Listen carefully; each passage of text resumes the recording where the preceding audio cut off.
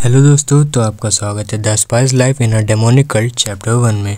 तो इस चैप्टर के स्टार्टिंग में हमें ये दिखाया जाता है कि कुछ लाशें ज़मीन में पड़ी हुई हैं और कौवे आसमान में उड़ रहे हैं, जिसमें एक अनजान व्यक्ति कहता है सबका खून एक साथ मिल गया है, एक ऐसी आपदा जो नदी की तरह बह निकली। फिर हमें आगे दिखाया जाता है एक बूढ़ा व्यक्ति हाथ में तलवार लिए एक पहाड़ी पे खड़ा है और वो कहता है एक लंबा दुस्वप्न जिसने अपने पीछे केवल तीव्र पीड़ा ही छोड़ी। आगे हमें दिखाया जाता है एक व्यक्ति पहाड़ पे खड़ा हुआ और सामने जलते हुए किले को देखकर कहता है अंततः अंत आ गया है। फिर वह बूढ़ा व्यक्ति अपनी तलवार को वहीं छोड़ के जाते हुए कहता है प्रत्येक गुट के पूर्ण शासकों के बीच एकता की घोषणा के साथ। फिर स्टोरी में आगे हमें बताया जाता है तब से 19 वर्ष बीत चुके हैं।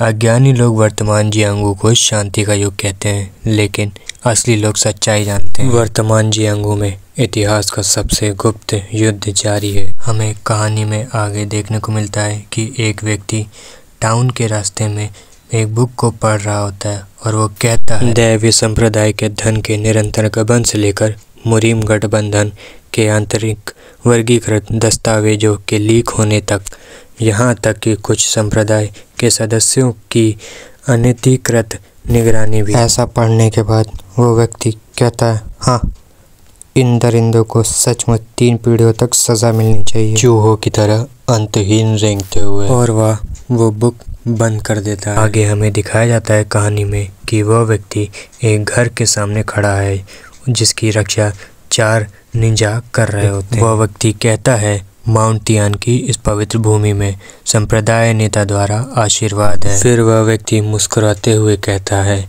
वे जासूसी करने का साहस करते हैं। फिर उन 4 व्यक्ति में से एक व्यक्ति कहता है अरे तुम यहाँ हो, इस समय तुम यहाँ क्यों घूम रहे हो, चले जाओ यहाँ से। क्या तुम्हें पता है कि यह घर किसका है? फिर वह अनजान व्यक्ति जवाब देता है हाँ, यह 5वीं रैंक के भूत योंगवू का निवास है, जो एक मिलिट्री कॉर्प्स के कमांडर हैं। बहुत हो गई बात, बस दरवाज़ा खोलो, अभी काम बाकी है। निंजा कहता है क्या बकवास है, क्या यह पागल है? कौन होते हो डिप्टी कमांडर के घर का दरवाज़ा खोलने की मांग करने वाले? फिर वह अनजान व्यक्ति उस निंजा का मुंह पकड़ लेता है और बोलता है इसे खोलोगे या नहीं? उन 4 निंजा में से दूसरा निंजा कहता है मैं आपकी बात मानूंगा। फिर उनमें से एक निंजा कहता है तुम कमीने, मुझे मत बताओ। फिर उन 4 निंजा में से एक निंजा उन पर हमला करता है और कहता है विश्वासघात। उस लड़ाई में सिर्फ 2 निंजा बचते हैं और वो बचे हुए 2 निंजा उस अनजान व्यक्ति को सर झुका के सलाम करते हैं। वो अनजान व्यक्ति और कोई नहीं, केनोमो डिवाइन कल्ट इंटेलिजेंस ऑर्गेनाइजेशन का 3rd स्क्वाड लीडर। फिर वो अनजान व्यक्ति अपने बालों को बांधते हुए कहता है अच्छा है आपने समय से पहले घुसपैठ करके अच्छा काम किया। वो अनजान व्यक्ति जासूसी खोजकर्ताओं का क्रू रीपर जंग यूसियो है। फिर वह 2 व्यक्ति दरवाज़ा खोलते हैं और वो दोनों अंदर। उस घर में पहले से ही कुछ लोग छुपे रहते हैं जो उस घर की रक्षा कर रहे होते हैं। जैंग यूसियो कहता है काउंटर इंटेलिजेंस यूनिट की 3री स्क्वाड इस क्षण में पंथ नेता द्वारा दिए गए अधिकार के तहत। फिर जैंग यूसियो कहता है हम मार्शल एलियंस के जासूस को जड़ से उखाड़ फेंकेंगे। फिर जैंग यूसियो के लोग उस घर की रक्षा कर रहे लोगों पर हमला कर देते हैं। उस घर की रक्षा कर रहा एक आदमी बोलता है हाँ, वह क्या है, यह आवाज़ कैसी? फिर जैंग यूसियो के लोग उस घर की रक्षा कर रहे लोगों पर हमला कर देते हैं और उनके कुछ लोगों को मार देते हैं। उस घर की रक्षा कर रहे लोगों में से एक आदमी कहता है यह क्या बकवास है। फिर उन दोनों स्क्वाड के बीच में लड़ाई शुरू हो जाती है। फिर उस घर की रक्षा कर रहे लोगों में से एक व्यक्ति अपने वाइस कैप्टन के पास दौड़ते हुए जाता है और कहता है वाइस कैप्टन, कुछ लोगों ने हम लोग पे हमला कर दिया है। वाइस कैप्टन कहता है ये क्या कह रहे हो? हमें आगे कहानी में बताया जाता है वह आदमी लॉजिस्टिक्स यूनिट का vice captain 5th grade ghost Yongwoo है। वाइस कैप्टन कहता है यह क्या बकवास है, कौन मेरे घर में घुसने की हिम्मत करेगा? फिर वह आदमी जवाब देता है यह सब अचानक हुआ, हम स्थिति को समझ नहीं पाए। वाइस कैप्टन कहता है क्या हम उन्हें रोकने के लिए संघर्ष कर रहे हैं? उफ, तुम सब बेकार मूर्ख हो, मामला गर्माता जा रहा था। वाइस कैप्टन पूछता है क्या यह चोरों का कोई पागल गिरोह है? नहीं, यदि ऐसा होता तो मेरे अधीनस्थों ने बिना कोई हंगामा किए इसे संभाल लिया होता। फिर वह व्यक्ति जवाब देता है, मुझे खेद है सर, लेकिन कृपया जल्दी करें, इस डर से तो हम एक ही पल में नष्ट हो जाएंगे। वाइस कैप्टन अपनी तलवार निकालता है और उस व्यक्ति के गर्दन पे रखता है और पूछता है, तुम कौन हो? व्यक्ति डरते हुए कहता है, वाइस कैप्टन आप अचानक से ऐसा क्यों? वाइस कैप्टन कहता है, आपने अपने दिमाग का काफ़ी अच्छा इस्तेमाल किया, लेकिन आपने कुछ चीज़ को अनदेखा कर दिया है।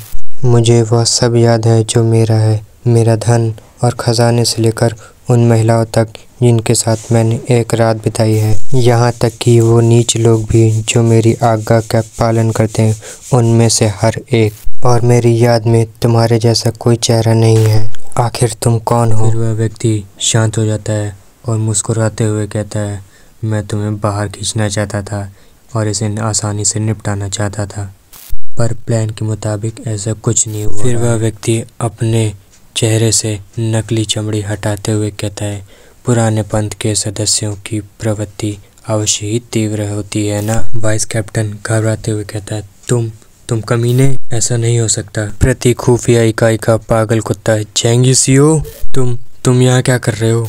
जेंग यूसियो कहता है, क्यों इतनी स्पष्ट बात क्यों पूछे? जेंग यूसियो कहता है, ये इसलिए क्योंकि ऐसी रिपोर्ट थी कि तुम एक जासूस हो। वाइस कैप्टन कहते हैं, क्या? यह क्या बकवास है? हमारे पंथ के प्रति मुझसे ज़्यादा वफादार कोई नहीं है और फिर भी तुम मुझे जासूस कहते हो? यह स्पष्टता झूठा आरोप है। जेंग यूसियो कहता है, एक सप्ताह पहले हुबेई प्रांत के पास तुमने वहाँ एक व्यापारी कारवां पर छापा मारा था, है ना? और इतना भी काफ़ी नहीं था तो तुमने सभी व्यापारियों को मार डाला और महिलाओं पर भी हमला किया। वाइस कैप्टन कहता है, रुको, क्या तुम सचमुच इस बात पर हंगामा कर रहे हो?